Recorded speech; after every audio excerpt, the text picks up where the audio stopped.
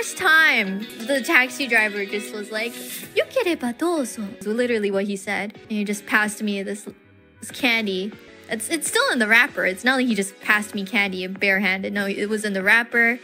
And he gave me, orange flavored candy. I was like, arigatou gozaimasu, itadakimasu. And I just opened it right out the spot and just popped it in my mouth. And then and after I popped it in my mouth, I was thinking to myself, maybe I should have eaten this after I got out of the car. なんだろう、すごい優しそうなおじいちゃんだったんだよね。He wasn't an おじいちゃん. He seemed like a really nice おじいちゃん too, in general. And it was just a normal candy. But yeah, it did make me think, maybe next time I should just be like, okay, また後でいただきます. I should probably just eat it after. I mean, it wasn't a wrapper. Like I said, it wasn't like a normal like a wrapper where you have to cut it yourself.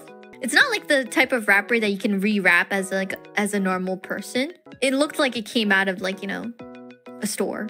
If it came in like one of those wrappers that you can rewrap any time, then I think I would have been more suspicious. The packaging was it was still proper and wrapped, and the only way to open it is to actually cut it open with your fingers, or not eat it at all. I don't know.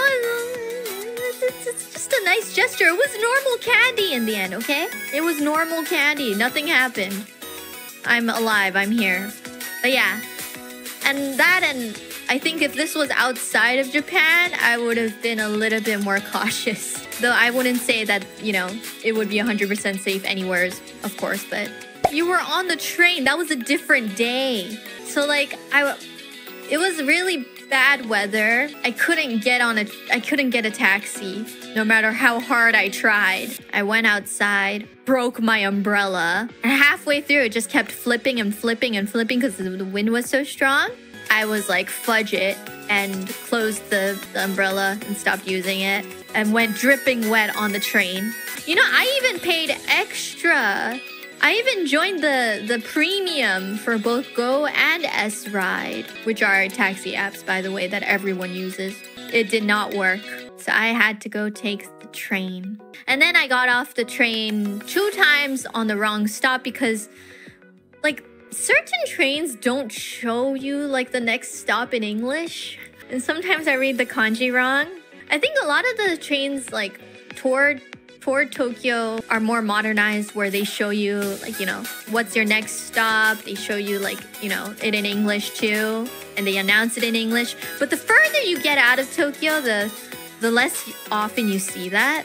So I kept making mistakes and getting off the train too early, so I had to wait for the next one, and I had no idea what I wanted to do, and I was really thirsty, so I grabbed an R1 from the vending machine. And also, I don't know if it was just me being paranoid, but everyone on the train around me sounded sick. Everyone was either sniffling their noses or coughing. And I was just terrified, oh, I'ma die. Maybe it's just allergies. ただの花粉症が大だと思うけど、万が一花粉症じゃなくて風邪だったらどうしようって。